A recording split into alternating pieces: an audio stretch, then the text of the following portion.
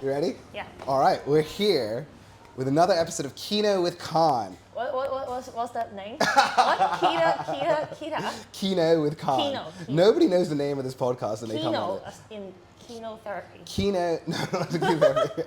Kino is in like, it's a prefix in a lot of languages for film. And it's like in the German and stuff like that. And then also, there's a style of filmmaking, like Kino filmmaking, which is very like low budget, quick filming. You go out and just film things very quickly. Okay. And that's kind of how we do the podcast as well. Just like, low budget, let's go out, film it and do it like that. I learned something new today. And then and also alliteration with Khan.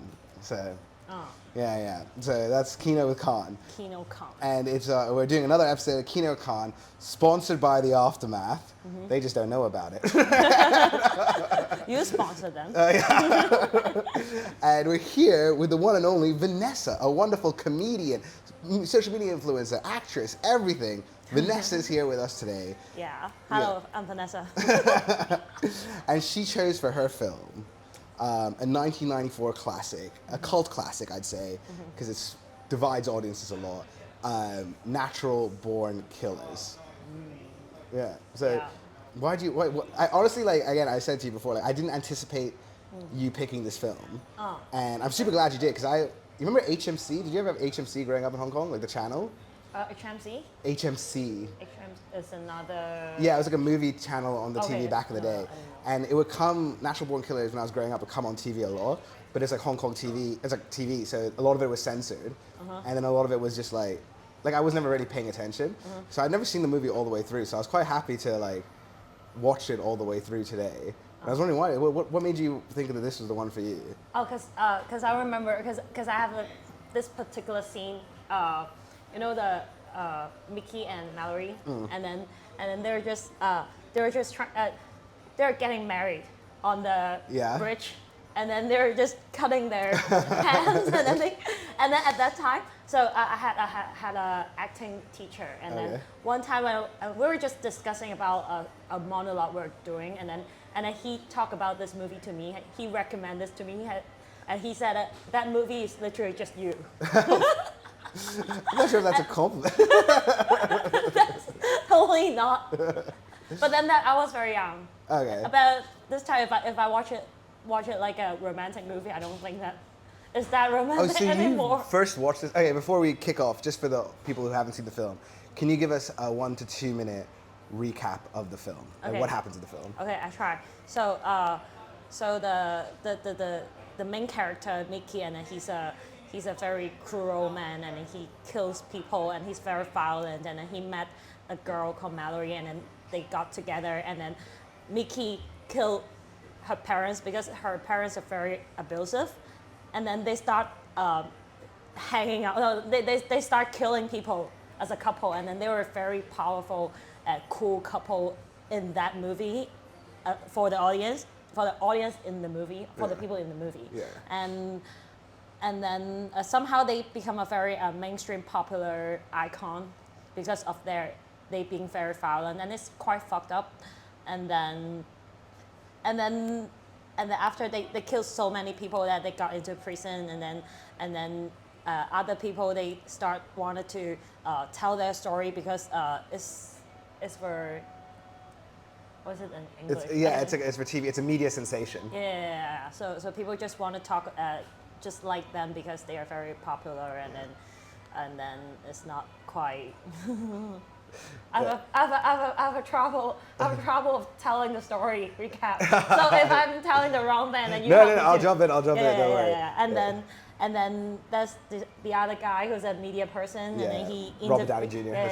He interviews them, and then they interviews them, and then they put on the TV to ask them about why are you killing people, and then how does it feel like to you, and then the Mickey was just talking about his own point of view of killing people on the TV, and then at last it triggers everybody in the prison, so they started a riot, and then it becomes very fucked up, and at last he literally just killed everybody, and then they had a good life. Got away with it, and then they had a good life, like just two notorious couple having happy life. Yeah, one of the most, like people killed. They killed 50 people in 3 weeks. So they go on a killing spree, very Bonnie and Clyde, and then they go to prison, and it becomes a media sensation. So Robert Downey Jr. plays this sort of like human version of all media, right? Like this sort of parasite, and then they interviews them. They escape from prison using him, and they actually get away with it. Yeah, at the end they just show them in a camper van with their family traveling around the States still, and they're like completely fine.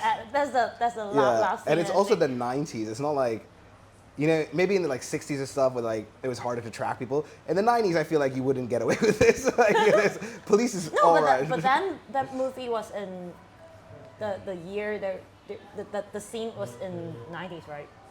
I think so, wasn't it? Yeah, Yeah. That's what I said. Yeah, yeah. 90s. It was like it would be hard to get away with it. I mean, like, but it's like a big allegory for like you know, violence in media and how people love it, and how like we all like get off in it. It's supposed to be like a criticism or a satire of that, I think. But it is a good film, and it is very cool as well. Like, I it's think a it's cool, kind fun of film. controversial too. It was super controversial. Yeah. I think it would be a little bit. It's like a hot take if you tell people that I really like this film, and people would just talk about. Yeah, if you're on a first like date and you ask the guy like, "What's your favorite yeah. film?" and he goes, "Natural Born Killers." If I tell a guy that I like Natural Born Killer, and then I don't think that guy would be very impressed. Oh, really? Why do you like this film? I just love all the murder and stuff. I think it's a good time. No, I think it's quite fun to watch it because I really like that when they talk about Mallory's family and then they film it in a sitcom way. Yeah. And then you can see that, and then they in between the scenes, and then they will have other montage. We call this montage, and then with blood, and then the person who like he act in his heart, he's like a devil. Yeah, they intercut it with like a lot of like flash shots of like violent imagery, and I think that's like to promote the whole idea of violence and stuff like that. Yeah. But I think it's a pretty big red flag to have as your favorite film. That's why I was a bit shocked. I was like, Natural Born Killers. I was like, all right. What do you expect from me? Titanic. I was saying that, but I think it's a really interesting film and has like a lot of like good allegories and stuff like that. I do think I was watching it a bit with like, you know, it came out in the 90s. I was watching it with a bit like 2020 brain. So like, I was like, a lot of the stuff I've seen before or things like that. But when it came out, like the violence or stuff, it wasn't like fresh to me. I've seen like violent films before. But I think for when it came out in 1994, and it was quite a mainstream film, a lot of people were like, a lot of like groups or people get angry about stuff. Were like, this is too violent. There's too much violence in this film. And I get that. Like, I can understand why that. But I didn't feel like it was more violent than films we see today or things like that. Yeah, like even today, if you have another Natural Born Killer, I think it is not possible. It would have to be like super violent to get like the same reaction, I think. That would be like that's why they call it cult movie. Do you have the term in English? No, what does it mean? I mean cult movie. Oh, cult movie. Yeah. And then it's always just fucked up shit happen, and then somehow it doesn't make sense, but people like watching it. Yeah, I get it. I actually have some gay friends, not to brag. There's one of them.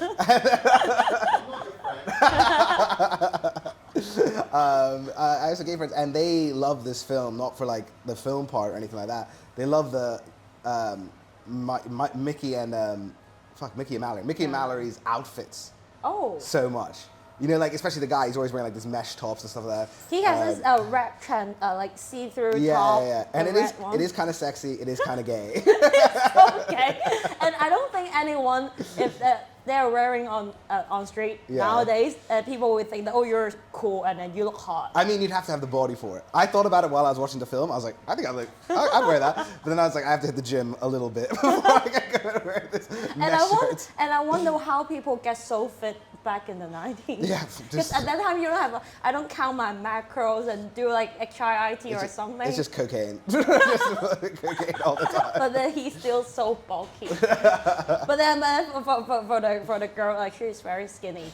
So it makes sense if that's because of cocaine. Oh yeah, they have a pretty coked up vibe. So I don't know if you knew this, but the film, so you know Quentin Tarantino?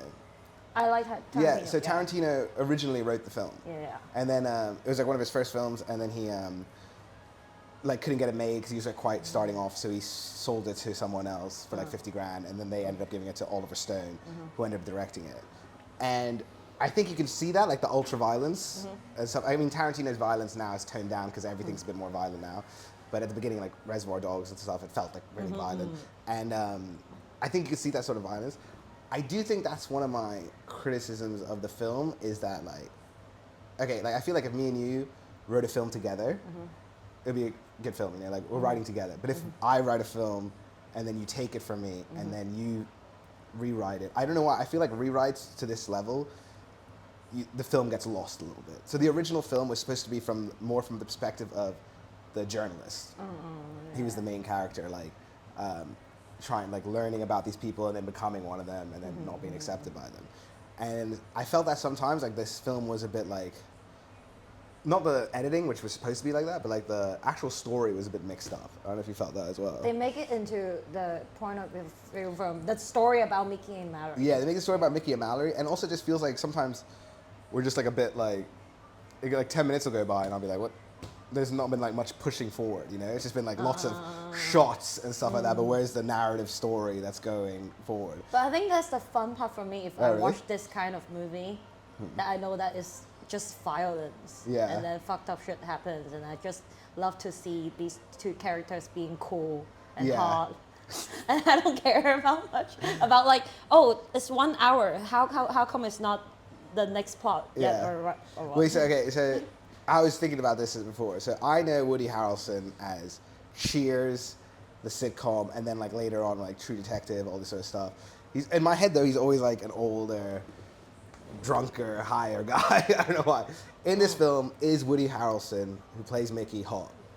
Oh yeah, but I actually don't know the actor. Oh yeah, so is Mickey hot in the film? Is the actor hot?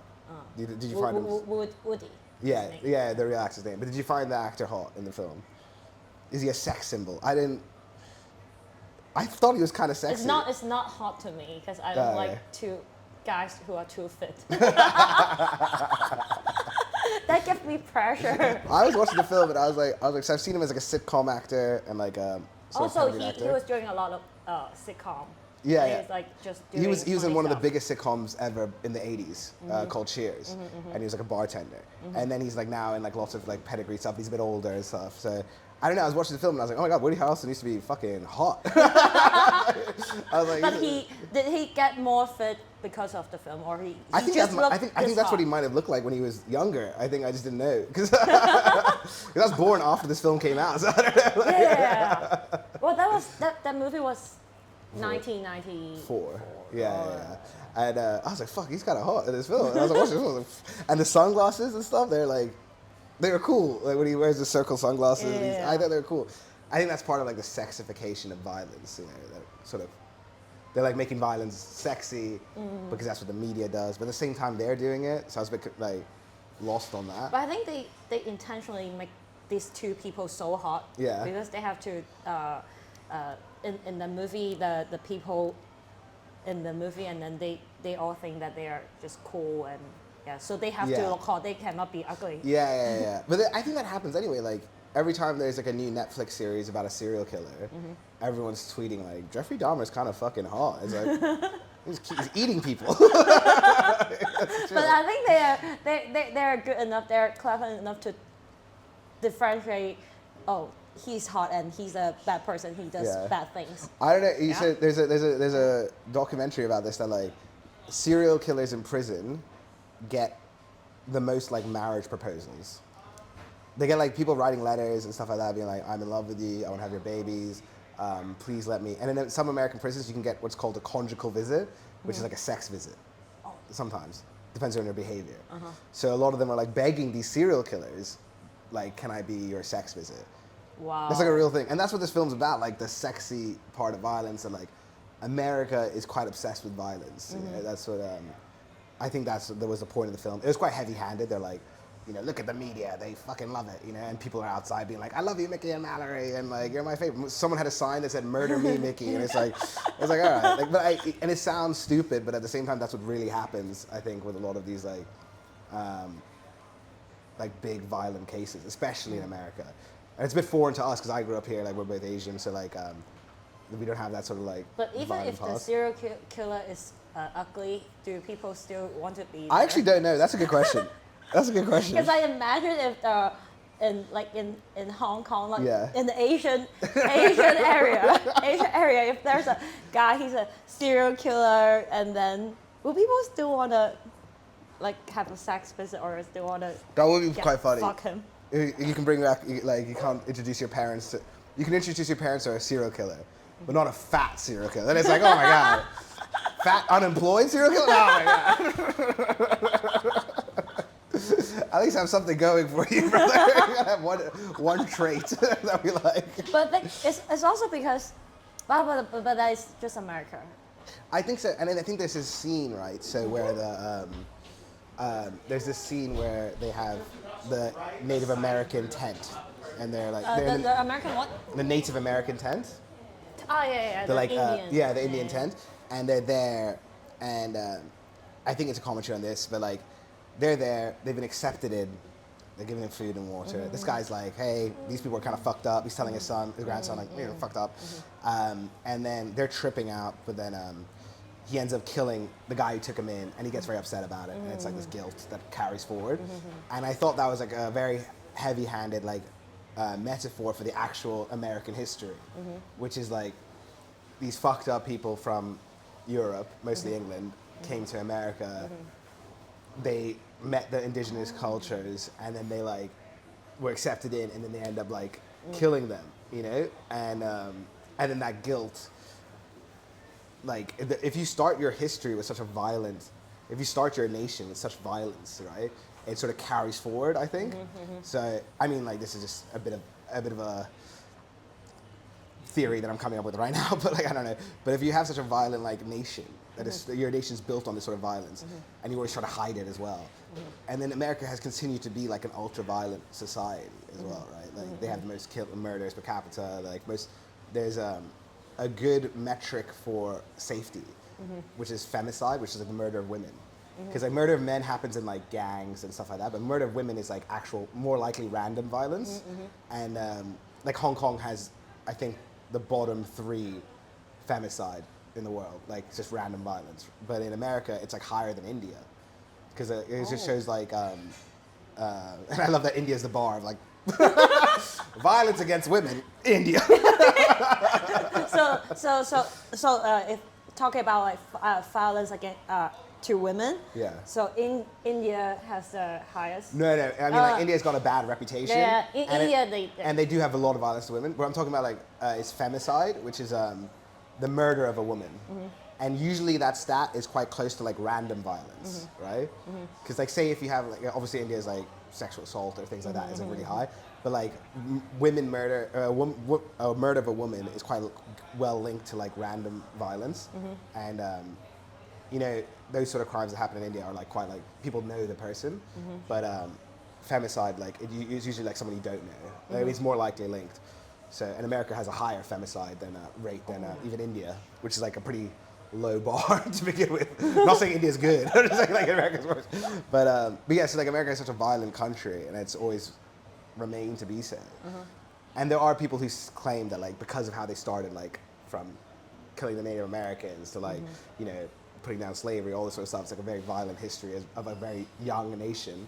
And yeah, so I thought that whole scene in the tent of a white man coming in, taking the bread, being like tortured themselves, and then like killing the person who took them in, and it felt heavy-handed because it was a Native American guy. I thought that was like an allegory for that, and then this ultra-violence that's occurring in society, like the society loves violence. That was just like something that I picked up on. I didn't think a lot about that. I just thought about a rattlesnake. Oh shit! I hate snakes. I cannot. If I'm with them, I cannot survive. Like I would be so scared. What happens if you get bit by a snake? What do they say you should do? You suck the blood out. Like that's what everyone says. It's so dumb. Because then you're just taking the venom into your mouth. It's like, now we're both gonna die. No, but if you're not swallowing it, it doesn't get into your system. Oh, really? So you think? I don't know. I actually don't know. But maybe your mouth will be swollen. But I mean, like I've taken some substances in my mouth that definitely end up in my bloodstream when I'm hanging out with Tim Toe and stuff. So, don't know what I'm talking about. Can we talk about the substance? Yeah, so I was gonna say, you have like obviously you're a comedian, like a quite popular one. We did a roast battle together, which was very fun. You need another one? Next one? No, okay, because yeah. I lost to Jimmy. Yeah, fair. That's not how it works. Whatever. I'm not here either. But You're not on the next no, one? I'm going for a little bit. I'm going on holiday with my girlfriend for a little bit. Where? We're going to Delhi. What? India. India. Oh, Delhi. I'm trying to get rid of her. That's inspired by the movie after that. If they can do this, I can do this too. We're gonna get Everyone's gonna love me. But you also do a lot of acting, right? I used to. You used to acting? That was like 2 or 3 years ago. Yeah. I've been doing it for since I was in high school. Oh, nice. So what I was thinking is I have a few friends who are actors as well, and I was watching. Sometimes I watch a film. It was from when I was younger. Like one of my best friends, Barney, he's an actor, and doing very well for himself. But he's like, when we were younger, we'd watch films together, and I could see like sometimes he'd watch a film and be like, oh, like I'd love to play that sort of character, and it was always like the cool, crazy guy. You know? So when I was watching this film, I was like, oh, like there's points where he comes out, you know, when they get caught in the drugstore, and he's like shooting away, and he comes out, and he's like, abs are showing, leather jacket, and he's like, yeah, I'm coming now. So, like, obviously, like it's part of the film, but I could see how an actor would be like, yeah, I want to play that role. As with actor Vanessa, were you watching this film and be like, I'd like to be in this sort of film? So the only time that I would try to think about if I can be Mallory is when she danced. I was thinking if I dance in front of the camera, can I be like her? Yeah, I think that's the only part I feel more confident of doing the dance. Yeah. But more than the flirting with guys. I guess. No. The psycho part. No, but I feel like I want to beat men sometimes. Actually, this is actually, that's interesting. This is quite a good question. I feel like male actors do want to play the psycho. Mm-hmm. They want to do that. It's like a very thick role. They get their teeth into. They love doing it. Do you think women want to play? Actresses want to play the psycho? Yeah. What do you say? I think if you ask me why do I like this film, I think part of me want to know that if I can be that violent, if I can be in that state, look like that. Yeah, I get that. Not really commit a crime, but if I can play that character. Yeah. So when you're if say we got like 10 films for you to do right now, would you choose the hero, the villain? Would you rather play a hero or a villain? Villain. Villain? Of course, yeah. That's interesting. I feel like most people want to play the villain. I feel like no one growing up wants to be Superman. They want to be Superman, but no one wants to act as Superman. Like, gay. No, I feel like everyone is trying to act like they are capable of something. They're trying to be good. Yeah. And then that's the fun part of acting is you get to be something that you normally won't do. So because you're inherently a good person. I feel like maybe we sometimes we have bad thoughts, but mostly when we are interacting with people, we are trying to have good deed. Yeah, so that's one of the sort of issues I had with the film and films like this. It's not just film. There's a lot of films which show like, oh yeah, like look how bad people are and look how the media love it and all this sort of stuff, you know. And I think that is true to a certain extent. But I think the tougher thing and like what's more inherently true is that people are good. Mm-hmm. People are good. Mm-hmm. People want to do the right thing. Mm-hmm. They get led astray. Mm-hmm. You know, I don't think there's many people in the world. I think it's such a small percentage of people who are like, I just want to do bad stuff all the time. I'm a natural born killer. No, but before that, they have to hide it for some time. Yeah. But maybe after, if they get to a certain age, and then they can be like that. They can be like that. You think that? But I think for if you're like a fresh graduate university student, you don't want to be show people your bad side. You're just trying to show people. I think there isn't a bad side. I would say there isn't a bad side. I think that like the world sort of makes a bad side come, you know. So for a fresh university graduate student, you're like, you know, you come out of university, you just studied medicine, right? You're like, oh, I want to be a doctor. I want to help people. And then you're like, well, actually, doctors don't make that much money. And then some big corporation comes and goes like, hey, we got a new drug that people will be addicted to. do you wanna help us do this? And then you're like, oh, I got a family to feed, things like that. Like, I'll do this job for a little bit. And the next thing you know, you're like making fentanyl.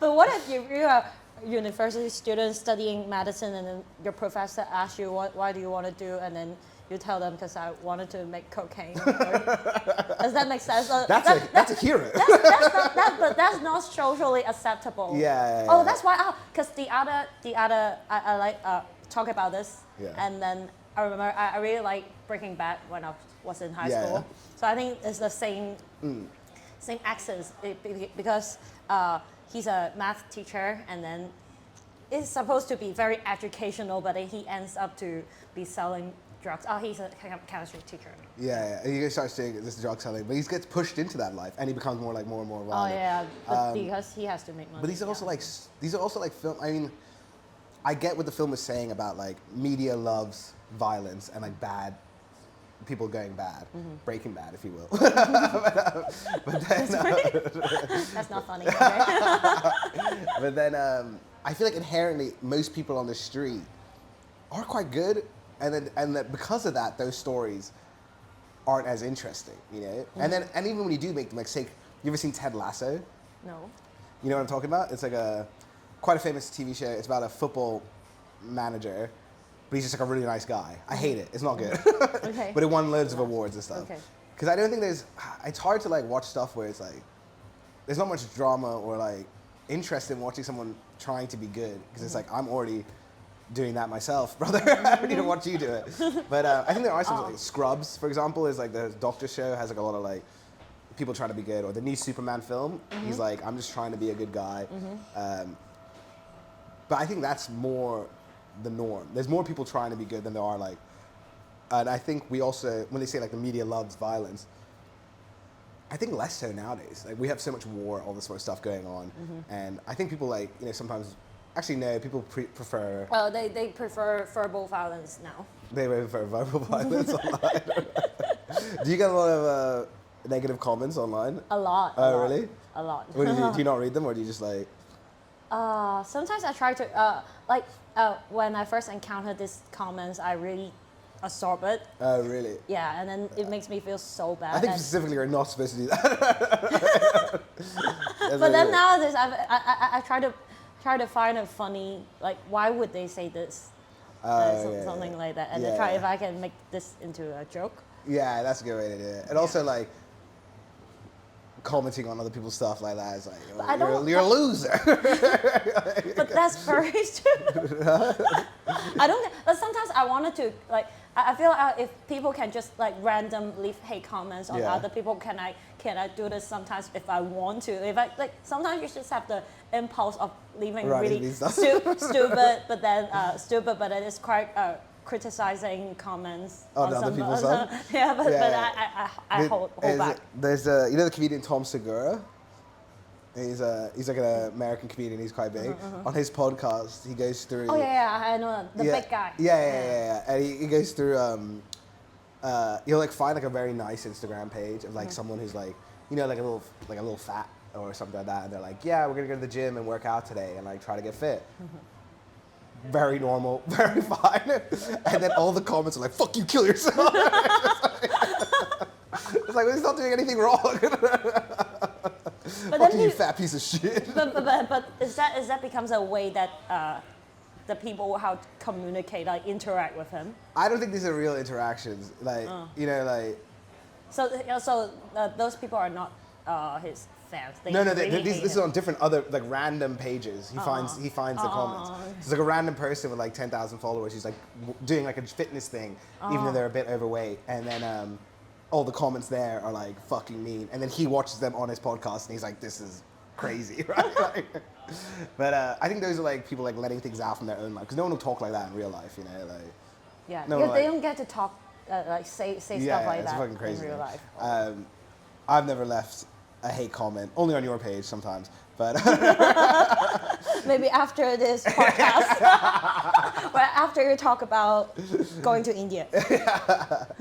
I love India. It's a great place. I don't know if I survived there.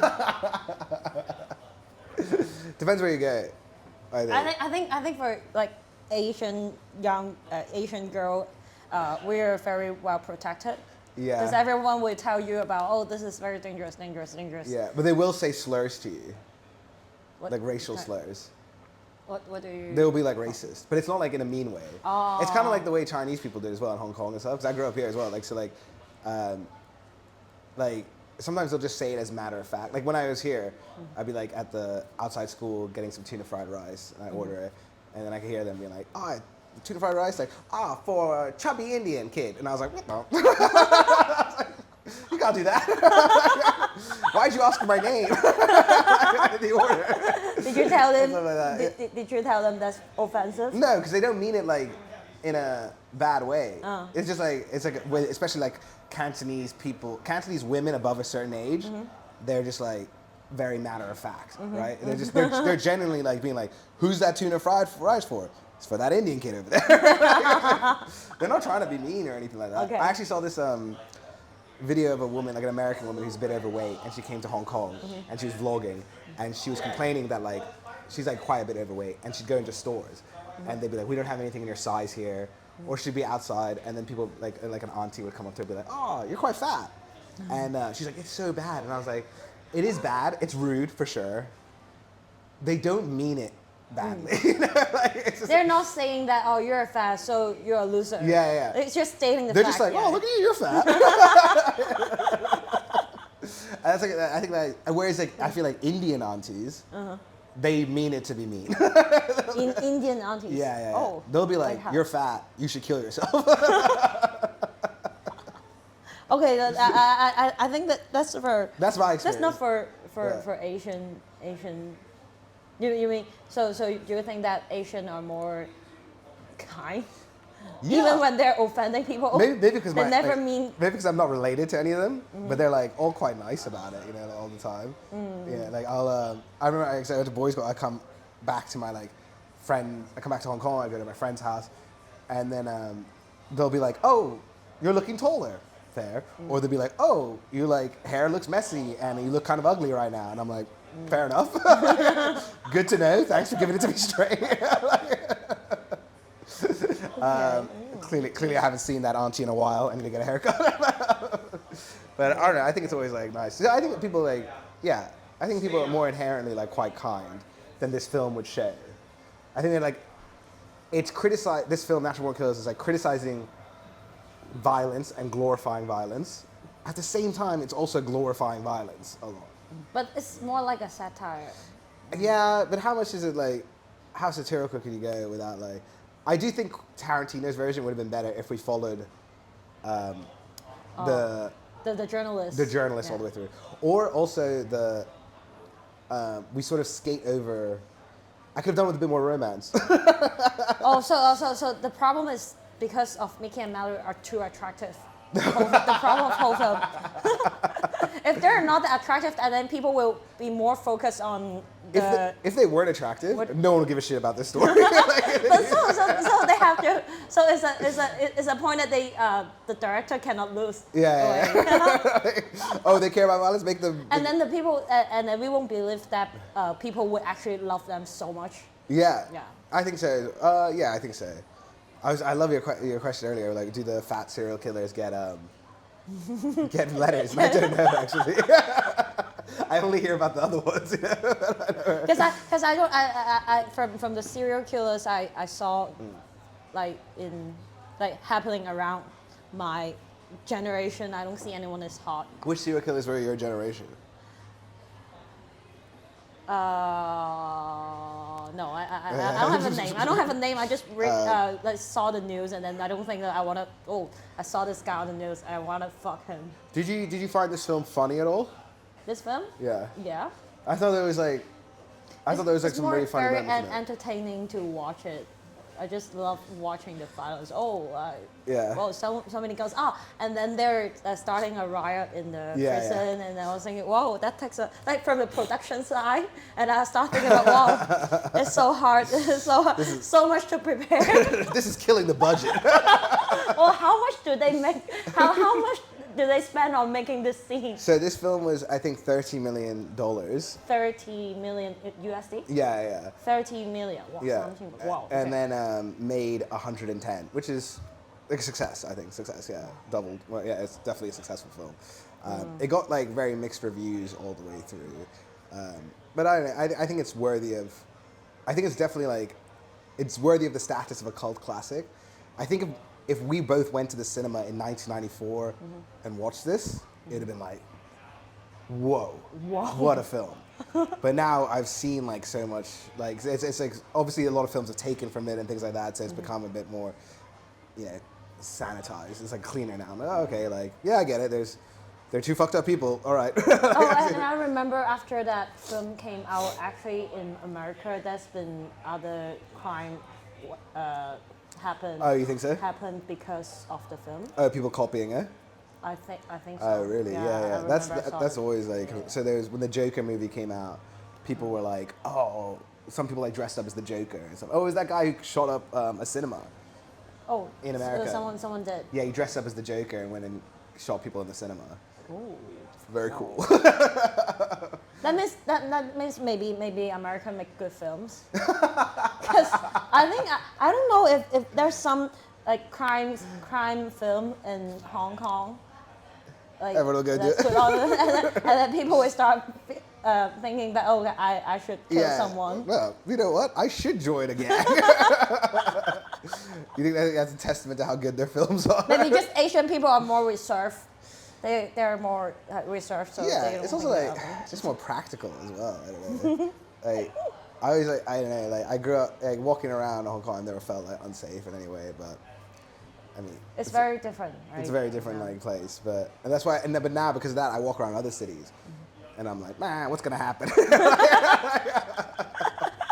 I walk around New York, I walk around London, I walk around like Mombasa and stuff like that. I'm like, sometimes my mom will text me and be like, oh, like make sure you don't like go out wandering by yourself at night. And I'm like, what's gonna happen? Worst case scenario, I'll call a taxi. I went to university in Boston, and I got there. And so used to Hong Kong, I was doing a comedy set, and I was like, okay, how do I get there? I got the address, and I went and stood in the road, and I just was waiting for a taxi. I was waiting for like 20 minutes. It never came, because that's not how it works there. But I was so used, like taxis don't just drive around like picking people up. But I was so used to Hong Kong, I just assumed I was like, oh, a taxi will come eventually. I was like, they don't give a fuck. Yeah, no one is. So what were they doing? Just driving around? You have to like call the taxi and stuff like that. It's a real fucking mess of a city. I love Boston. I spent 4 years there, but like the public transport is not like not good at all. Like even you know, I'm actually not from Hong Kong, right? Yeah, I think so, but I don't know where you're from. I live in Macau. So in Macau, we also cannot call a taxi. Wait, did you grow up in Macau? Yeah. Oh, nice. I didn't know that. I thought you moved there for the gambling. No, I never gamble. I have a joke about this. About Macau people don't actually go to a casino to gamble. They don't know. They don't know shit about gambling. Yeah. But they work in the casino. Yeah, but you never tempted. Actually, I've heard that before, like Las Vegas, Monaco, and stuff like that. Like people who grow up there, they're not like. Yeah, I think it's the same. Like the people in Las Vegas. You see all the people like ruin their lives. You're like, yeah, go. I'm okay, thanks. Earn your money, yeah. When you're growing up, you just saw like you're like a kid, you walking around, you see an adult come out of the casino, like, I've lost it all. But that's not one of us. Our people will never be like that. That's kind of cool. I didn't know you grew up there. I thought you moved there. Oh, awesome. Yeah. Like, I don't know, it feels like a cool place. But that one time, I was with my Hong Kong friends, so we went to the casino, and then it's a quieter casino. Yeah. So the people gambling there were just old people. Nice. And then I saw this one old woman, and then I think it's her son just standing beside her, and her son is like 20 something years old. Yeah. But then I think he's a little bit, can I say that? You can say Okay. mentally challenged. Okay, I don't know about the proper English word for that. Yeah. But I just think that's so sad. Oh, well, Yeah. she's just standing there watching him. No, like, yeah, but I think that the son, he doesn't know what he's doing there. He's just like, oh, because my mom is here, so I just stand beside her, and then her mom just keep on gambling. Yeah. Do you think you have a negative view of gambling? Do you have like a negative outlook on gambling from growing up in Macau?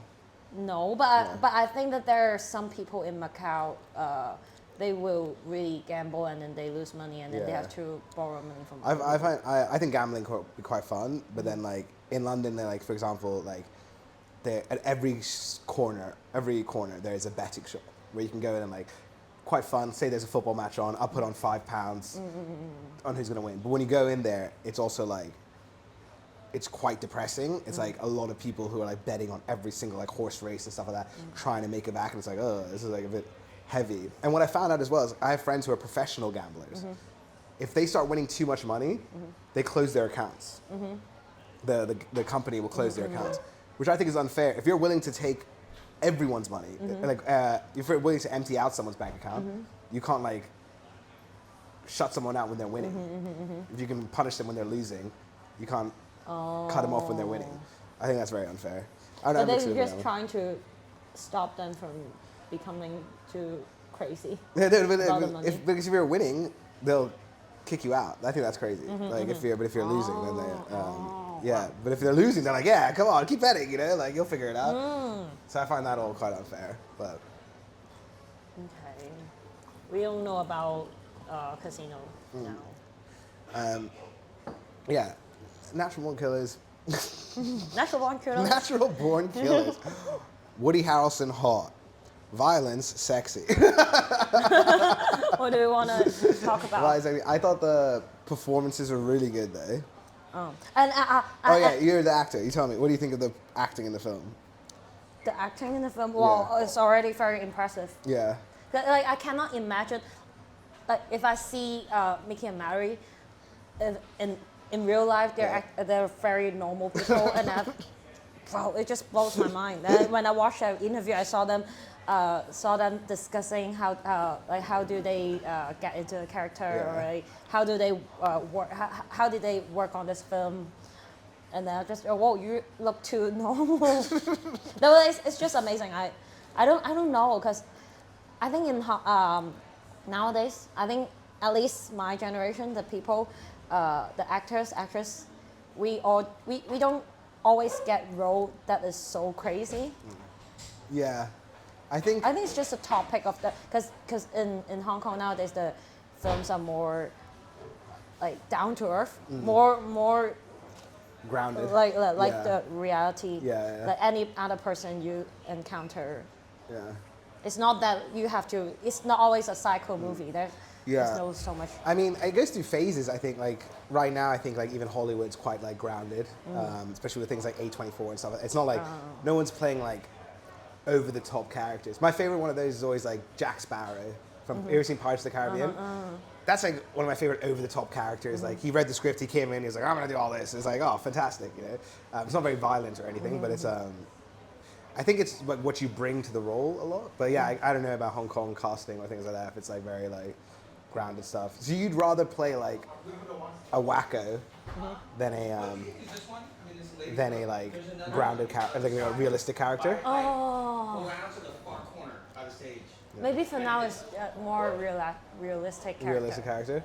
Because realistic character, like if you are like filming a really good movie, even a very realistic character, it has so much to dig deep, and then you have to work on, like even if just a conversational, like very daily conversation scene, you are filming, and then I think there's a lot of work to put on. It's not that simple than we imagine. That I imagine. I never act that much. I did a few plays at school, but I do like, you know, I make like little movies and stuff like that. So, I have like, this is bad. I always have like very little patience for actors. I'm like, come on, just do it. Because I used to take acting class, and then we will have so many exercise about like just like 3 lines. It's really simple, simple lines, and then you have to. Then if you just read on the paper and you think this is going to be so boring. Yeah. But then if you put work on it and then like something magical will just happen. Yeah. You just think that okay, it's just more than like sometimes it's more than just how dramatic. It's not about how dramatic the scene is. It's more about like how do you, the internal, your character, your person, Yeah. how much you're going through. You have to get all that stuff in. So I asked you, like, do you think this film was funny? I thought there was like some funny lines in the film, like, I don't know if you get it, but when he goes like, how to the Indian guy, how is how they say hello, but he goes, how are you doing? And I was like, that's funny. But okay. what, like, out of curiosity, what made you transition more into comedy and doing stand-up and things like that? Me? Yeah. Why am I doing stand-up? Yeah. What made you transition from like sort of like acting into comedy and stuff like that? Oh, so that's a question a lot. Yeah, so I was doing sketch comedy on YouTube, like doing yeah, nice. For so many years, and then so at one point something happened, and then we got our company shut down, our whole team shut down. Yeah. So that time we were just trying to do our own stuff. We're not doing any filming anymore. But then I feel like I love to perform. Yeah. I have to be on stage, like perform to people. Yeah, you're a crazy person. Yeah. That's what we all do. But Every second, every moment, I'm just performing. my whole life is a performance. I'm the movie main character. You're like Mickey and Mallory, except you're pretending. I'm my own screenwriter and my own director. that's how every person. You're the main character of your own movie. Yeah. That's what everyone says. And now. that's because Yeah, but I think that if I want to perform, if you're doing filming, you have to have a crew, you have to write your own script, like that director edited it. Yeah. But then stand up, you just go on stage. Go on stage, you work. Yeah. It's your material. You're working on it. You do it by yourself. You just go and hit it. Like, Yeah. And it goes well. Sometimes it goes bad. Sometimes, like, who cares? Yeah. Yeah, but it took me some time to know that there are good days and bad days. Oh, really? And then it just happened that one day, and then the next day. Because if you're filming and then you have to, this is not good. Okay, you do it again, like so fast. You can just correct it right away. But then if you're doing a bad open mic, and then you have to, I have to take this bad feeling for a week, and then until the next week, and I'll be more. But since that I had the bad feeling for a week, and then I'll be like, this week I have to do well. I think I think you just have to get back on stage as fast as you can. But I'm the opposite. The first time I did badly, I was like, even Dave Chappelle does badly sometimes. You're already thinking how Dave Chappelle thinks. I'm always like, I'm already one of the best. Everyone knows this. I've done 3 gigs. I'm one of the greatest. The first time I was on stage doing stand-up was in Aftermath. Yeah. So I did I didn't even have to write the whole thing, like just reading out the whole thing. Yeah. And then I think because the first time, and then Hong Kong is very welcoming. Yeah. So I felt pretty good. Yeah. So I feel like I can just get back next time, and then. But then I think the 3rd or 4th time I did it very bad. Then I was like, is this stand-up so difficult? I think the first time they treated me too well. Makes me think that it's pretty fun, easy. I had the exact same thing. My first time I went up, I may have been the funniest person in the world. I killed, and then I was like, the second time I went, I also invited a girl who I liked at the time. I was like, come on, I'm amazing at this. Come. And then she came, I did the same first joke, and it bombed. No one laughed. And I done 30 seconds, and I was like, well, that's my time. And I walked out. Because I did one joke and it didn't work, and I was like, this is my second time, and I walked off. And then I walked out of the place. I remember Garen was there, he was hosting, and he had to he was eating a pizza, and he had to drop his pizza and run back to the stage. And then I just walked. I didn't even say bye to the girl I brought. I just left. You left her I walked out and left. Yeah. I never seen her again. Wow. But yeah, I think when the first time goes well, that's gets you addicted, and then that's the worst. Yeah. That's worse than going having a one night stand and then you go to the You think that's worse? That's even worse. It's even worse. You made her watch comedy. You brought me here in this dungeon, and then And then you left me with not No, she saying came with a friend. anything. She came with a friend. Oh, okay. Yeah. So she wasn't alone alone. Oh, so her friend and her hate you. And I she hate you. don't know. Maybe I've never seen them since. Don't know what's going on with them. What's this? Is this guy just trying to bring us here to buy drinks at the bar, and then he takes commission? Yeah, then I just left it. Anyway, we're gonna wrap up now. We're gonna do this thing. So out of 2 thumbs, you can do 1 thumb, half a thumb, 1.5, whatever you want. On 3, you have to give a rating to natural born killers. Okay. On 3, ready? 3, 1, 2, 2, 3. 1. 2 thumbs. Huh? 2 thumbs. All right, I got 1. Okay. So that's 3 thumbs out of 4. Oh yeah. 3 thumbs out of 4 for Really natural like born this. killers. A huge thank you for Vanessa for coming to do this. I said I'd pay her. I'm not going to. She's absolutely. You can follow fine. Vanessa on all social medias. She's constantly performing. She's performing In Hong this. Kong. Yeah. I mean, like it'll be like a month from now when like 2 weeks from now. No, when this comes I out. don't have shows. I don't have shows to promote. But There'll be like, shows. There will be yeah, shows. but- There will be things. Promote my Instagram. Yeah. All right. Thanks for that. Let's go. Yeah. Was that fun? Yeah. All right. Let's go. Bye.